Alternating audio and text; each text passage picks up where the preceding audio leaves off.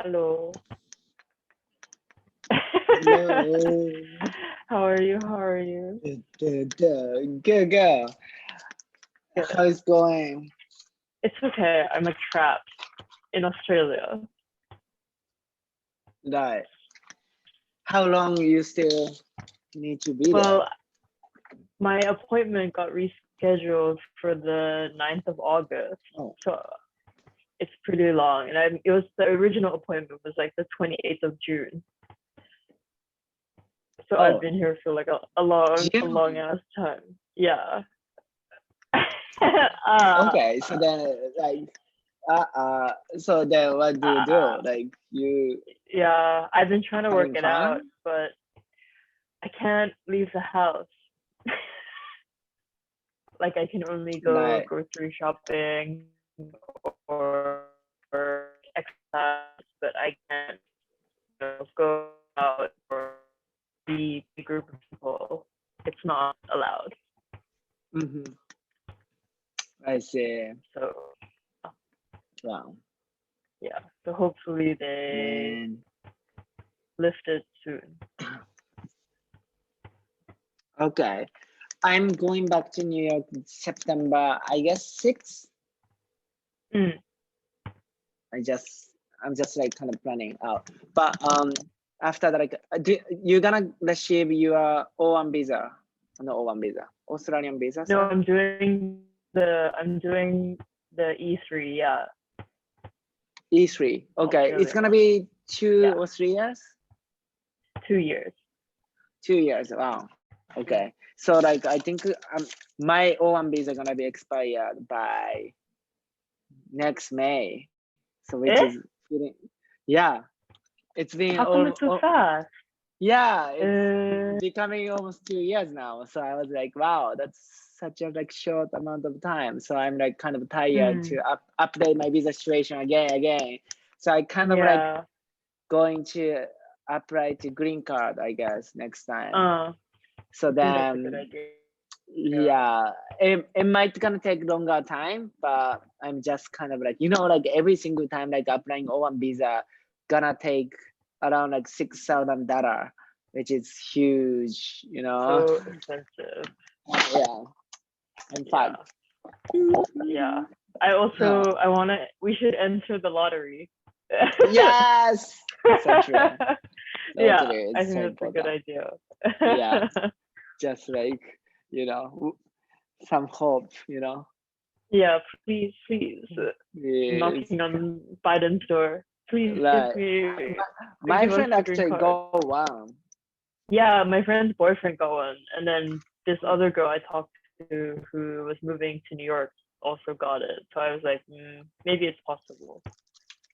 Right. It's like seems like no. I think of course it's quite hard, but at the same time it's also realistic as well. Yeah, definitely. And I think if you come from a country that's not like, I know Chinese people can't really get it, but I think maybe if you're from Japan or Australia, maybe it's branding. Better. Yeah, yeah. That's a brand. Yeah. But wait, is there any people from your school? Oh yeah, I asked this guy called Tristan. Yeah, I think he's like waiting in the yeah. So right now we have around 10 people waiting in the waiting room. So I think we should kind of like should start, but at the same time I'm still waiting our students. Oh, I think like they're here. So I'm gonna just like bring our students in, and then just have like a little bit like chat, and then we're gonna just invite other audience into the room. Okay. Natsuki, 1, 2, 3. There's Nozomi. Okay. Hello. Okay. Hi. Hi. Aloha. So,